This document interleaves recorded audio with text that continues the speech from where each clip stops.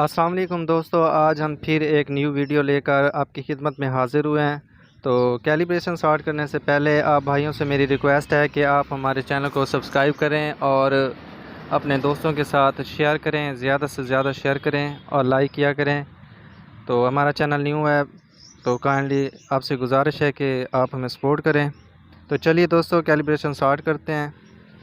تو سب سے پہلے ہم نے انڈیکیٹر کو آن کر لیا ہے۔ اس کا ماڈل بھی سامنے لکھا ہوا ہے E50+۔ اس کا پاسورڈ ہے 2560۔ ٹیئر کا بٹن پریس کرنا ہے۔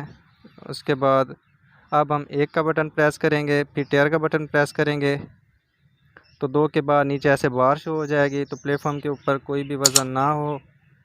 تو اب ہم نے یہ 10 کلو کا بار پلیٹ فارم کے اوپر رکھ دیا ہے اور ٹیئر کا بٹن پریس کریں گے اور یہ 10 کلو ویلیو ہم نے ادھر لکھنی ہے۔ اب یہ 10 اور اشارے کے بعد 2 ڈیسیمل پوائنٹ کے 0 ہو گئے اور اس کے بعد ٹیئر کا بٹن پریس کریں گے۔ اب یہ ٹوٹل کیپیسٹی آ گئی 4 نمبر پہ، تو یہ ہم نے 500 kg لکھ دینی ہے اور 2 ڈیسیمل پوائنٹ کے 0، پھر ٹیئر کا بٹن پریس کرنا ہے۔